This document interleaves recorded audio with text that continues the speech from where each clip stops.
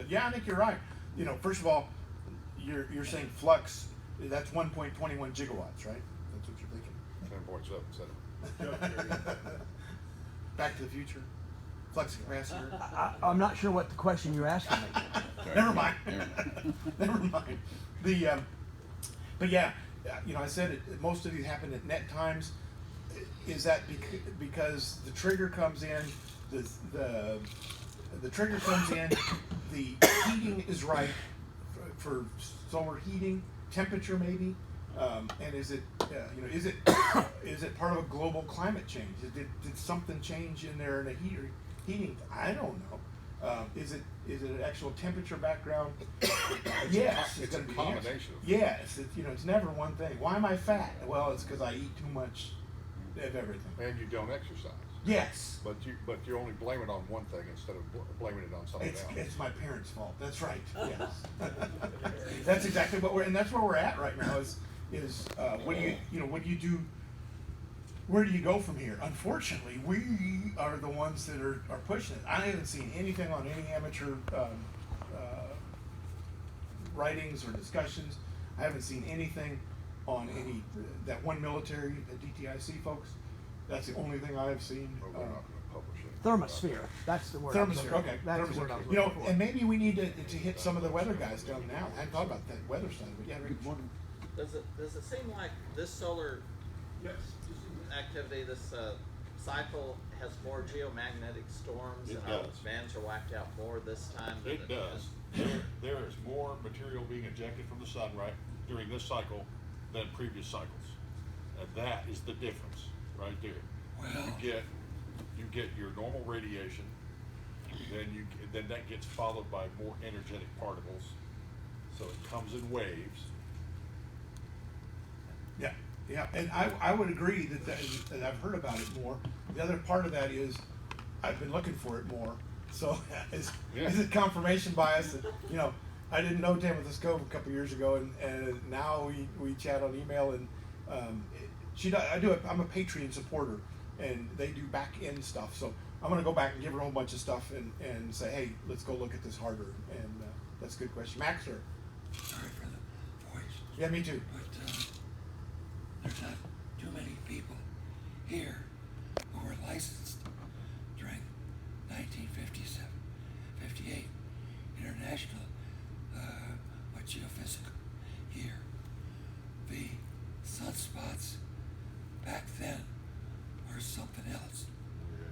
I lived at the time Western New York. I was awakened at 3 o'clock in the morning.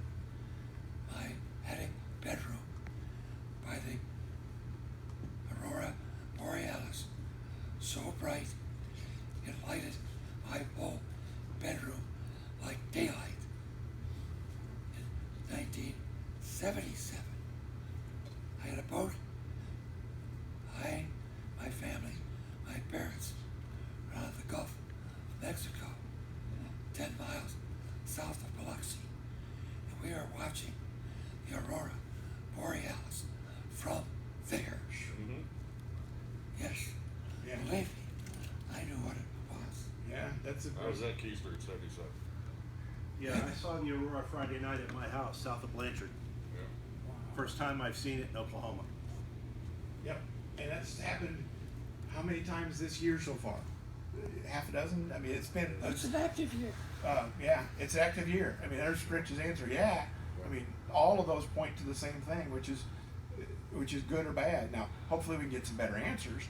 But no, I don't. Is it heating? Is it time of day? Is it latitude? You know, are we measuring a delay result because of the whatever that would be, 60 down to 32, 40, 30 degrees worth of latitude? I don't know. Think of the things you folks, Norman, are doing here. What we may be adding to overall scientific knowledge. Yeah, that's exactly. That's what Dwayne called and said, hey, didn't you do something like this? Yeah. I said, here's the presentation. Yeah, that's what we saw. I said, I'll come hold your hand. I want to come see what you got. And I think. I said, they're usually wanting to shoot the repeater guy. Who's that? He goes, me. I went, oh. Well, I can tell you that when they have these things, I have no problem getting in to the 8.2 repeater. Yeah.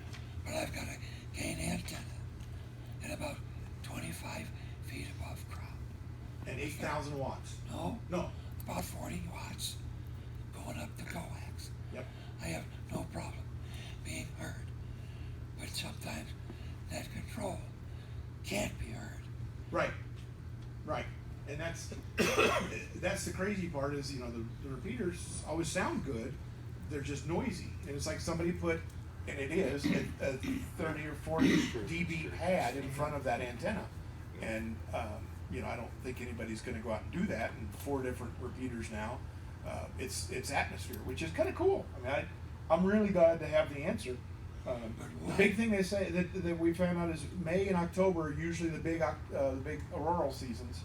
And what we told our folks was, you know, get off of that helical rubber antenna that you're using in the basement, and put you a real antenna up. You know, I don't care if you use the Bowfang. Put up an antenna outside, or put one in your attic, and be prepared for those kind of days. Use a crossband repeater. Right, crossband now still has the same problem unless everybody's going through it. And you guys did the right thing with heck with this, let's go to UHF. And we did that a number of times before we finally went, wait, and the repeater's fine. It's the atmosphere. We have not, I will say we don't use in our UHF repeater enough to have any data on how that may affect at the UHF range. We should probably start measuring UHF to see how that is, but if Don, wherever he's at, there he is. If Don's measuring it or measured it at 880 megahertz, we're measuring it at 147. The GPS folks are measuring it at 1.7. It's got to affect it just to a different effect. And is it different? You know, maybe we're magic latitude. You know, that maybe somewhere in this area, something does something different. You know, tornado alley of propagation. I don't know. I'll easily say that I can't. There is no solution today. We can maybe understand it a little more. All of my stuff that's there is w5nor.org/solar if you want to go chase some more of this stuff. N0NBH is Mr. Herman, and his stuff is there. Is great stuff to go look at. He's not really into the noise factor like we are. And then spaceweatherwoman.com is there. I am a Patreon subscriber. I give her $10 a month and have for years. And that she does a lot of really neat publications that she'll do for Patreon subscribers, where we get to respond to her during the presentations, and then she records them and uses them for the other folks. And then we can suggest ideas to topics to go chase down. So that Patreon membership for her has its benefits. Now, her big job is keeping our ISS and all the rest flying so they don't blow up all their equipment.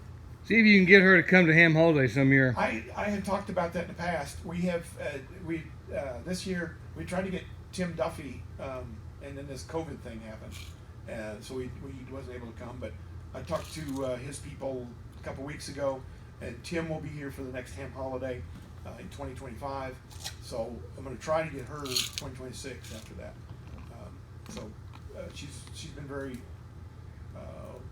She has ties back to the area, which doesn't hurt at all.